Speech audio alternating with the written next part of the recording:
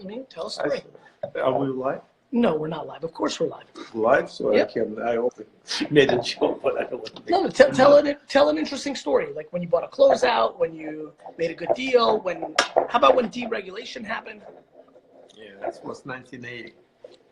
New Jersey was the regulated market, and not everybody, the stores selling everything at cost to bring, traffic. And I remember days when Star Ledger, that's the main paper actually in New Jersey. It used to be, I think, still, right? I have no idea. We used to advertise. I used to belong to a buying co-op, buying an advertising co-op, and people used to be lined up the door at 9 o'clock in the morning to get into the store.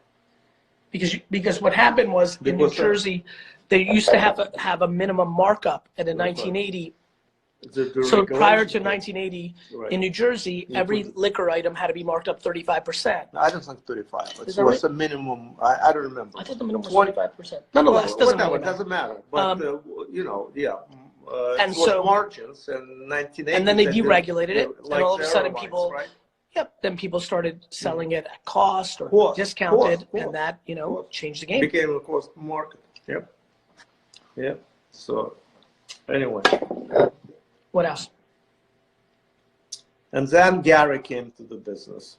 Yeah, let's tell those stories. And I have to tell you that, not because I'm a proud father, I am actually. I think all my competitors in the state of New Jersey, or maybe in the whole entire industry, the wine industry, should send me a check. And somebody will say, for what? Oh, sorry, for what? For what? That's your question. For what? For Gary decide to get out of this fucking industry. It's so regulated. You can't be creative like people like Gary, honestly. Well, I was creative in the wine business. You were very creative, but you still were limited. Of course. Limited because of regulation. Well, that's why when that woman said, I can't do anything in financial services, I get so frustrated with people because people use regulation as an excuse to not be creative. You couldn't. I believe pharmaceutical business, pharmacies, liquor, tobacco, it's a very regulated business. Yeah. Where you can, it's a funny thing. It's funny or not funny. The laws in New Jersey, and I only know the laws in New Jersey, or I know a little bit about, right? They did not adjust to today's times. They've been in place since Prohibition days, and nothing changed today. Yep. Okay? You can actually buy a gun, right, and send across the state line, right? Okay? But you can't send across the state line a bottle of wine. So you can. I mean, not every state. But let's get into some questions. Right.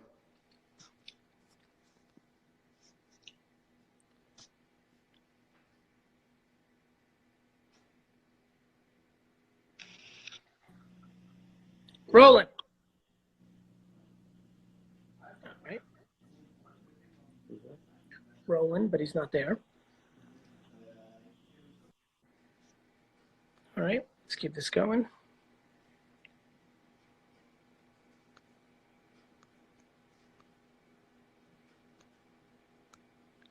Cedric. Let's see what's going on. What's Shan? What's good? Marianne, what's good? Zale, good to see you. Shadow. What's up, Gary? What's good, bro? I'm good, man. This is all the way from... Paused. Did you hear me?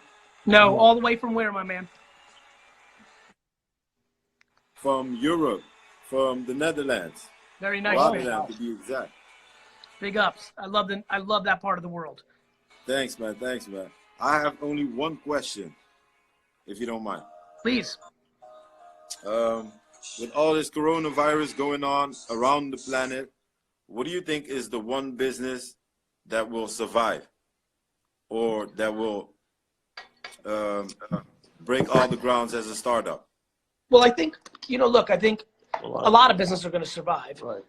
Every industry will survive. It's not going to be that long. I think the ones the biggest opportunity, back to your point, is the biggest opportunity. The biggest opportunity is virtual infrastructure, right? You look at Zoom, you look at Slack, you look at Amazon, you look at people that live on the internet. Look at the content on the internet. You look at TikTok. Go ahead. Sorry. No, that's right. Go ahead. How about brick and mortar stores? Brick and mortar stores were in trouble to begin with.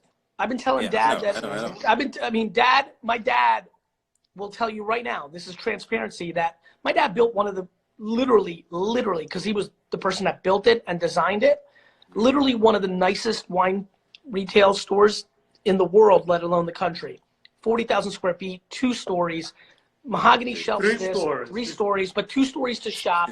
It's gorgeous, right? So as you can imagine, we poured an ungodly amount of money, right? Still paying off that for, 15 years, because you take out, money for those things. And the world's changed. And I've watched him the last 5 to 7 years go through the process of reconciling, like, sorry, the market changed. Like, it's very nice that you built a huge fucking store with a huge selection, with a huge bigger parking lot. Like, tough luck. The world's going in a different direction. And I want, especially 3 or 4 years. was against it, actually. I was. For the record. He said that you're better off to have 3 little stores, what he was right, and then to have one huge store. And I just had this, You're a builder at heart. It's also an individual thing. It was not even necessarily my dad's business strategy. It's that he comes from the old, my dad is, my dad's 60, what are you, 67? 66. My dad's 66, going on 196 mentally. He's an old school dog. He's an old school. Are you an old school guy? No, I'm 25 in heart. No, right, he's 25 in competitiveness. I can tell by the bucket hat. He still rocks the bucket hat. You like that, right? Did I tell you the hat was gonna work? Did I tell you the hat was? Yes. He had some bullshit hat on. I was like, put this on, right? Actually, I had a very good hat. Where's my good hat? Anyway, let me while he jumps off, let me tell you what the deal is. Retail was in trouble anyway because leases and cost to build buildings were too expensive in comparison to what you got in foot traffic. That shit sailed. Corona's gonna explode that. Well, that's a great hat, Dad. You like it? That one, that Miller Lite is fire. Miller Lite's a competitor of my client. Oh shit. Yeah.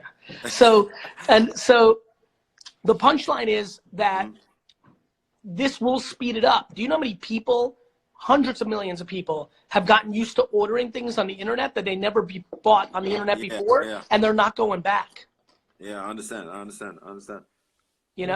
But I think after everything dies down, what do you think is like the biggest brick and mortar store that's gonna make a comeback? Well, look, brick and mortar stores will always be around. I think lease prices are gonna come down. I think people are gonna innovate. I think people are gonna turn their brick and mortar stores into experience.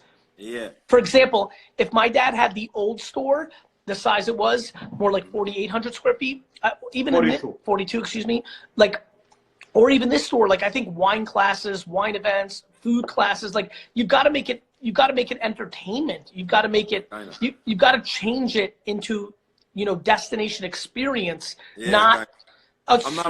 I'm not really a wine drinker, but I understand what you mean. And by the way, whether it's a clothing store or selling soap or selling wine, nobody needs a fucking store to have that purchase. They may need an experience. Not really. They may need to be educated. You may need to turn a clothing store into something that is dressing you properly, but not to just buy it and get out. Good point. The retail environment for the last 100 years has been utilitarian. It is built there for you to pick it up and go home. Yeah, kind of. That game is getting less and less interesting. Yeah, I understand what you mean. All right, bro. Thank you so much. Thank you for the good advice, man. Got you. Take care of yourself. Bye. Yeah, I mean, retail's changing that. This one is going to put a big hurt on retail, brick and mortar. Yeah, it's a whole different game. All right, let's go to. We got some big. We got some big wines. Yeah. So I have to drink this again. Mm-hmm. I can't keep up with you. I'm not. Yeah, you can. Chug, chug, chug, chug, chug, chug. Good. $250 Sassicaia, 2009, Super Tuscan, one of the premier wines in all of Tuscany. Real stuff. You get some salt. I love it. All right, this is some serious juice. Super Tuscan, big dog wine for anybody who's a collector. All right, let's get what's up, Receiver Factory? One of the best receiving coaches in the game. Let's see if we can go into the queue. All right, let's go. Roland, what's good? All right. Kane, what's up? What's up, Gary? What's good, bro? I got questions for y'all today. Let's go. All right. Where are you Look. from? Louisiana, La Platte. Okay. Where y'all from? I'm ready. We're in Jersey right now. Y'all in Jersey? All right. All right, so I got questions for y'all. We're ready. I'm trying to make my own t-shirt business, so I need some help. With y'all. I need some help. Okay, so first of all, one of the things that I always think about, you're freezing a little bit, but one of the things I always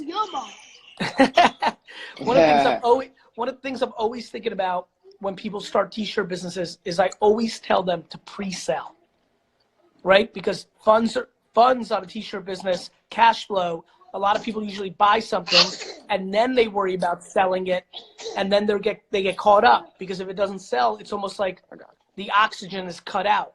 So one of the things I would highly, highly recommend is think about doing a pre-sale play where you design them, you take the dollars up front, and so you position the price at like $20 on pre-sale and $30 in a month, which incentivizes people to purchase up front.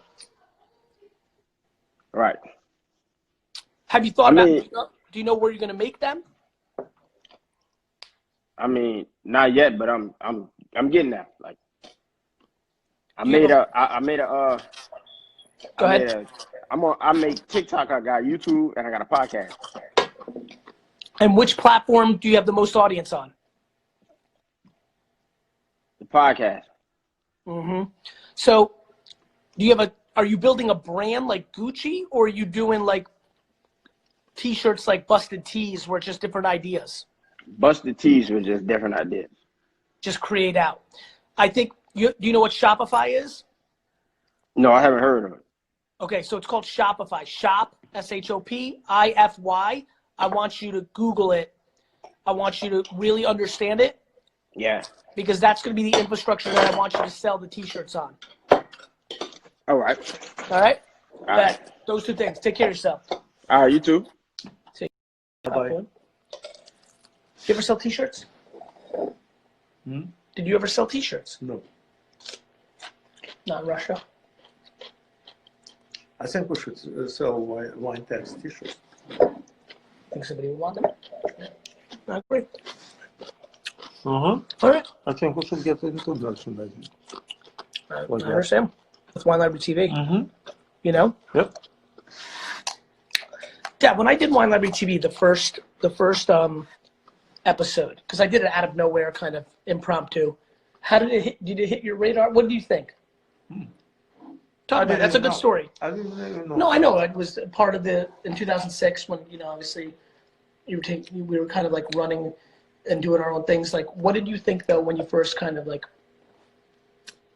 In the beginning, honestly. I didn't put enough. I didn't think it's going to mean anything. Yeah. Yeah. Because the internet was still kind of new. Yeah, it all was new, and no, I didn't take it serious. Yep. That's what it is. Just like our competitive. Yeah, with the website and everything. Yeah, what about the website? Actually, if you go all the way. In the website, I was really relying on you. Yep. When we went to meet this guy, Alex. Right. From Spacegate. Right, that's right. In Livingston. And I just felt like, I completely rely on your intuition. You believe at that point, right? Right. But that was even earlier. It's 97, 96. Yeah, that was 90. We started building in 96. Right. But by then, But Wine Library TV was not my, you know, I don't know. For some reason, I was in the middle of construction. When did you start Wine Library? February 21st, 2006. Yeah, we just finished the construction. I was, you know, running all over the place, you know. Yeah, the store was totally different. When did you realize it was something? Do you remember? No. What about when I did Conan? Before I did Conan? Before, way before. Conan, you mean the idiot on TV? Dad's mad at Conan because he called me an idiot, but Right. he used the word I am idiot. fucking pissed to this day. Conan, if you're watching this, He's not watching. No, he's not. No, but somebody. If somebody sent it to him, tell him I'm fucking pissed with him. So Yeah. Oh, I'm furious. Dad's You mad at- can't call my kids any names. but Dad. Period. But he didn't use idiot that way. You Yeah. misinterpreted the I context. didn't misinterpret, okay? He was using it He's as a slang fucking for idiot. funny. Yeah, No, for funny. you He's got very it. funny. Yeah. I don't like him. Sorry. All right. That's it. You have to be nice to people. Right. Learn from him. Yep. I'm serious. I felt a lot of people were upset about that. By the No, way. they weren't. Yeah. No, they weren't. Yeah. Okay. Who's a lot of people? A lot of you and Mom? A lot of people. Who? A lot of people. What do you want, a list of people? The context of the word. All the was- Russian community was upset Not with true. him. Absolutely. And they completely stopped watching in LA, in Brooklyn. Yeah, all 6 people. No, it's not true. It's a 250,000 people stopped watching Conan. Okay, so he lost a big audience. It's just not true. what you Well, I'm just said. telling you, it's the truth. Okay? I'm not going to let you chug much more. We're losing followers, but the views have collapsed Yeah. every time you go negative. It's true. I'm not going negative. You're going very You negative. asked me a question. I gave you an answer. Okay? Yeah, Please. Okay, don't. Please. Okay. Let me rewind. I said I did was not it when, like. when it I was, didn't like. when it was Conan. You could have just glossed over it. No, No, you decided- no, no, I didn't. You brought watch it it. up. You knew he was going to fire me. No, I did not Yes. know it was going to fire you up. 100%. Well, I mean, if that's the fucking case, you- everything can fire you No, up. You're no. very capable of getting fired up at anything. By myself. Yes. Without anybody's help. Yes. But truth of the matter is, you knew it's going to put No, I fire did not under know. my ass. No, I did not. Trust me on that one. I did not. You- I just didn't realize the know- chug. No, you Dad, know, I know- love Conan. I love Conan. I know you do. I love I him. don't like him. I don't like him. Because you I don't misinterpreted I don't the like slang way of he idiot looks. for I don't funny. like the way he looks. That's inappropriate. Okay. I don't like the way you look. Okay, so fuck it. I mean, I'm pissed. Well, you know how to press my button. Dad, I didn't fucking press your buttons. We're talking about Okay, Wine Library okay, TV. let's move. Yeah. You move on. You take Yeah. over, mister. No, I'm not taking Go it. ahead. I'm not taking it. I mean, we got for no reason. I have an opinion. You're more than allowed to have an No, opinion. can I have? It's a free country, Of right? course, I left yes. Russia because you couldn't express your, thoughts, your opinions, whatever. Came to this country No, and listen, you're suppressing my opinion. I'm not suppressing your opinion. I have a different opinion. I did. You know what? I want to watch this episode again. You watch it. Two of us tonight is going to put it on. Can't wait. Huh? Good. And we're going to, and you know what? I will come back, and if I misinterpret, I will apologize. Okay. You upset with me? I'm not upset with you.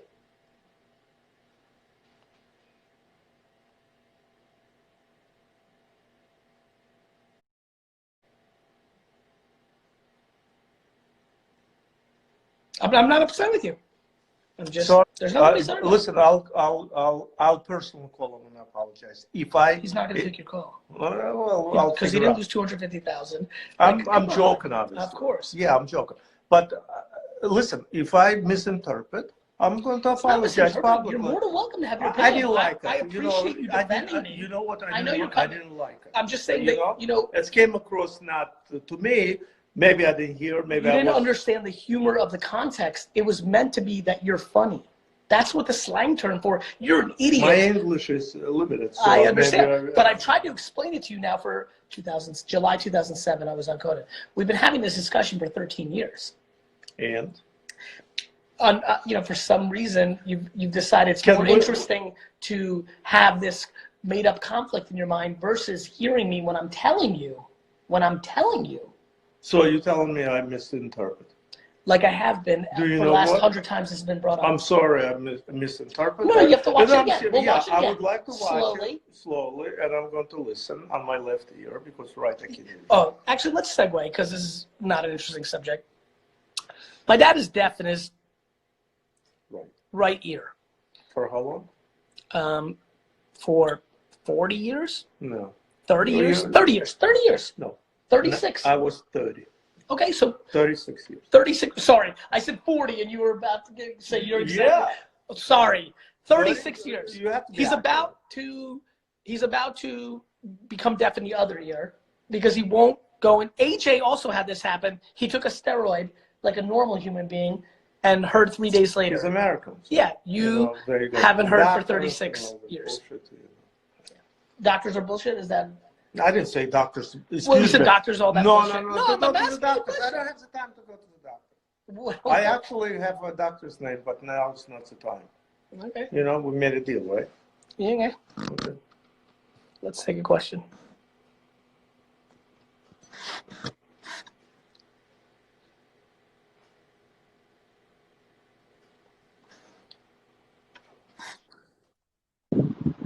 Aaron, Yo, oh shit. you're What up. up? What's good? How are you, man? Really good. You? I'm doing great. This is I just Say came what's up to my outside. pops. What's up, Pops? How are you? You the OG right there. You made a legend. That means you're a legend in your own right, bro. That's for sure. So we talked a Where do you bit. live? I live in LA. I'm from Detroit, Michigan. I have a dad who's a lot like you, started his own business, so he really pushed entrepreneurship. He made me work on the east side of Detroit after school and on Saturdays. I grew up in a very wealthy area, but he treated me like an inner city kid, so I didn't have anything that my friends had, and I resented him for it, but, you know, it made me a better person. Back then I did, but it's made me a better person, and I understand why he did that now, for sure. Okay.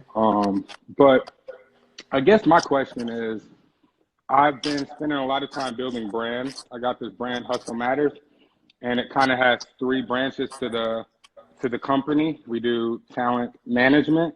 So I book guests at Comic-Cons and speaking events and things of that nature, get them brand deals, social media stuff. I have Hustle Matters Studios, in which I produce a lot of creative output for people, whether it be for social media, pitch decks, presentations for companies. I work with like Disney and Fox and Ski over at Dash Radio. And then the last one is just for clothing. It's just, you know, merch for the hustlers who want something to represent what they are. And so right now I've been spending a lot of time building brand, and I guess where I'm stuck is I'm pretty much a solopreneur. So my paycheck from Disney and Fox and places fund my business and my product line and everything that I do. So it's been hard to meet the demand of product that people want because it's expensive to make clothes and things of that nature. And so I'm trying to figure out how to get seed capital and how to get people to build. Well, break that down real quick, because if the cost is high to meet and you have demand, you should be selling it for more than the cost. That's a sentence that doesn't completely resonate. So break that down for me. So what I mean is it costs people, I guess people want to see a diversification in the product that we have right now. All we really have is hats, t-shirts, and hoodies, pretty much. Did you happen to catch? I saw that you had it on, but it was pointing in the air. So when we came on, did you happen to catch 2 people ago where I talked about pre-selling? I'm fascinated. One of the things that I did when I got into Dad's business, because we always worry about cash flow, every business does, is do a lot of pre-selling, which brought dollars in before product came in. Yeah, I haven't done that. Yeah, somebody else asked me about pre-selling. That's why we're here. And if you create a discount structure on the pre-sale, right, where you incentivize the order, you're able to use the customer's dollars to float the inventory cost. Instead of using the dollars from the production and the agency side, which is probably paying for your lifestyle, but not enough to offset chopping a piece off to take the risk on producing the product. So, okay, but what happens when you do pre-sale? What happens when some people like one design and some people like other stuff, but there's not enough index on one design to constitute making the minimum, requirements on that. That's where you then take your risk, right? So you create the pre-sales, or you almost do it like the way we do in Indiegogo, right? Where you actually say, like, look, we need 500 of these orders to make them, and you have an account on the website, right? So there's a lot of ways to go about it. Like, too many people take on mitigated risk when they don't have to, when they can create a creative structure of selling. Got it. That makes a lot of sense. I saw you talking to the last guy, and you asked him basically, was he doing like just producing a mass amount of ideas on T-shirts or actually building brands? And what was your reasoning for asking him that question? Because he said he's just doing idea output, and I'm more brand. Yeah, just because those are two ways that people go. He seemed very raw and very early, and so my thought was he was coming up with ideas, and so I wanted to give him advice on his end. For you, you're building brand, and that would just be a slightly different piece of advice. For me, what I think makes me strong is I contextualize before I spit an idea. So I just the reason I asked him that was more to contextualize it on the intuition that I had that he was early in the process. Got you. I'm on Big Cartel right now, and I'm actually building and designing the Shopify store because I'm going to move over to that platform for a launch in a couple of weeks.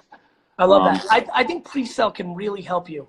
I think you can too. I also think documenting versus creating, I think you like making live streams as you're just showing people your designs. Like, people play too much in their head when they can use the internet to get answers. Right. Definitely. Okay. I got one more thing for you. Go ahead. So the last time we were on live, you told me you were going to bring me on Ask Gary V, and you never fucking did it. I apologize. So let's not make that mistake again. Sometimes let's not do that. Fall through this crack. So listen, hit me up on email again right now. Say, don't do it to me again, Gary. And it's Gary at VaynerMedia, and I'll make sure. I know Lou's watching right now. He's been on point. We'll get it done. Okay, appreciate you, my man. Take care. Bye-bye. See Dad, what's your thought about pre-selling? If I recall, one of the first times we ever pre-sold, I don't know if you remember this, I think the first thing we ever pre-sold pre-internet was 1993 Joseph Phelps insignia, because they were running a promotion where if you bought like a six-pack or a case, you got a Magnum. And I remember John Smith, and I did a sheet at the register. Mm-hmm. Because that's when I was behind the register, and I was very nervous. Remember? You remember? Because I made a big commitment. All the cases when came in, we were put in right next to the bathroom. That's right. That's right. The thin six-packs, remember? It was real thin. Do you remember what's funny about those six-packs? They were thin, and they had a cardboard cover. So if you weren't careful, they could slide out of the cardboard. Do you remember that? Mm-hmm. And we did great with that. We're not going to discuss insignia, right? No, I know you have a lot of issues with insignia. We're going to take care of all your grudges. Conan, insignia, All right. Relative to? Yeah, I mean, listen, you and I played a little bit different. I've got a lot of your DNA and then a lot that I don't have. A little different. Uh-huh. You keep it a little different than I do. All right. Let's see. Let's get some more people in here. If you want to, okay, Zip says he's got one. So let's see if we can get Zip in here. I got a text message from a guy. I don't understand what you mean by that. Not yet, but I think we're about to. Who's that? Not yet, brother. Your internet connection might not be enough.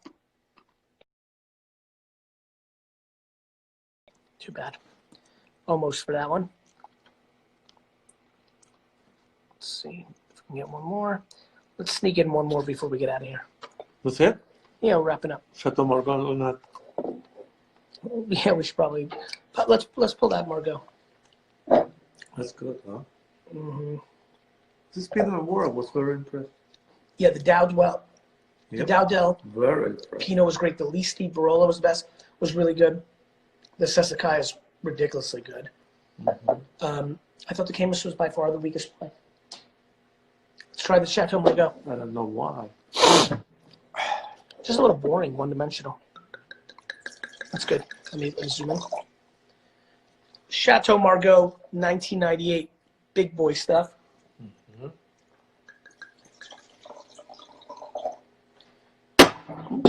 Sorry. Just leave that. Yeah, it's fine. I'll put it right here. All right, let's see this. Don't worry. It won't break. All right, let's get one more question in here. Let's get UP. You want some cheese? No, I'm good.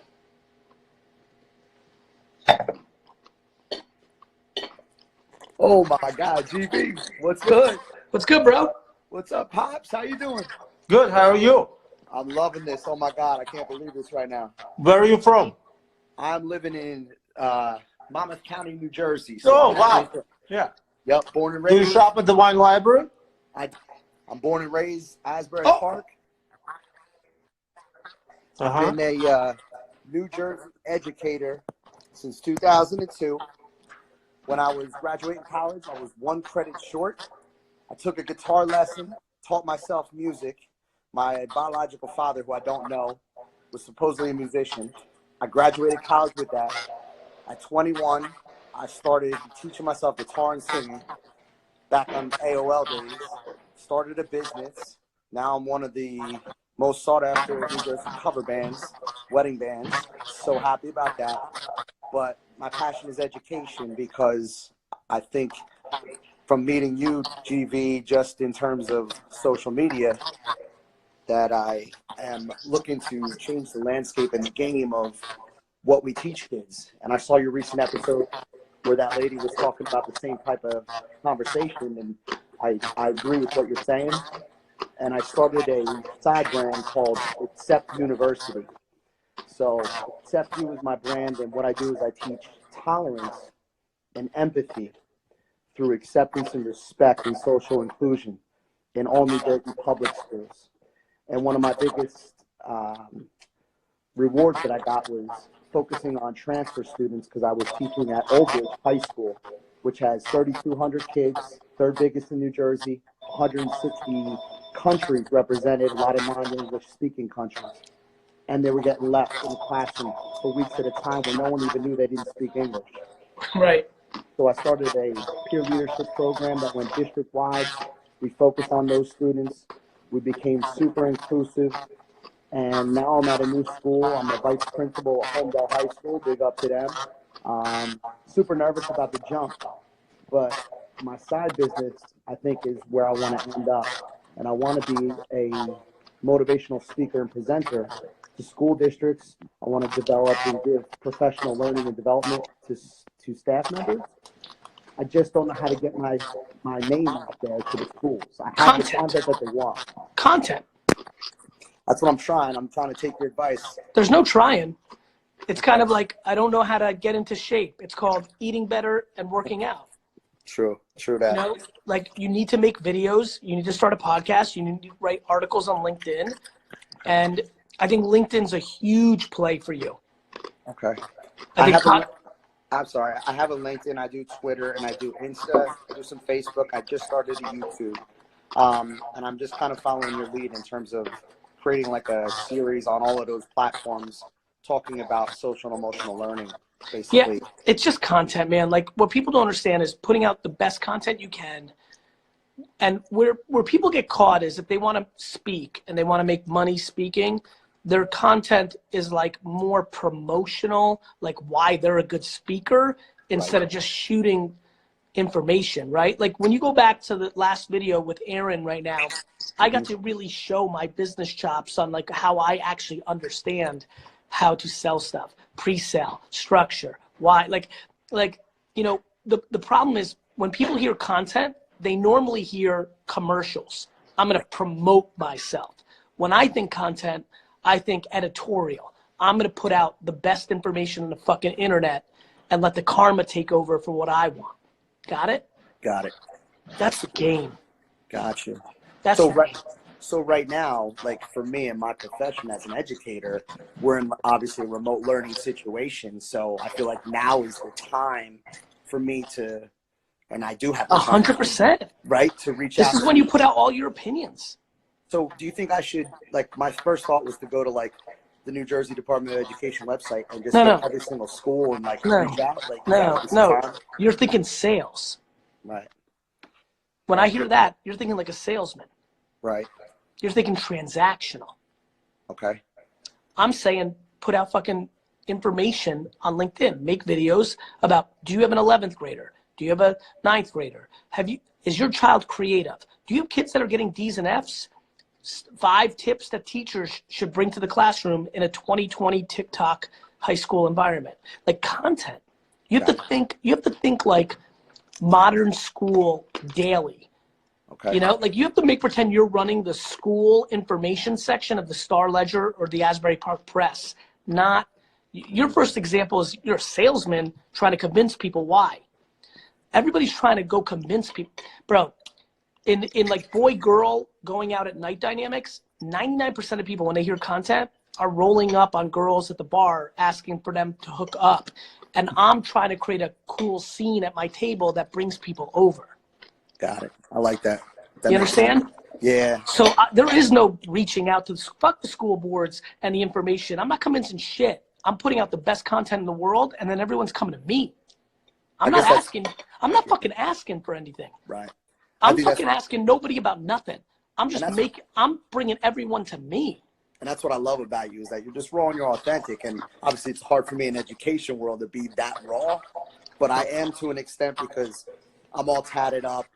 I shaved head. I'm scary. I look like a cop, and some schools won't embrace me. And that's okay. And all you need is one. All you need is one. 100. I believe it. I appreciate you, man. I just want to say thank you. You got it, bro. For your time. Take care. Bye-bye. Dad, what have you been eating the whole time? You were like the whole time. You just ate a whole lot. I ate a whole thing of cheese, Yeah, and I'm on the second one. All right. All right, Dad. We're wrapping up. What are your final thoughts for entrepreneurs, people, everything? Number 1, love. Take it from him. Be nice to people, love people, be compassionate to people, be sincere, be honest, and hard work, of course. Don't forget to join winetext.com. Please. Okay? Love you. Love you, Dad. Hope everybody's well. Yeah. There's some social distancing, European style. Kisses to the head. We'll see you later. Take care, everybody. See ya.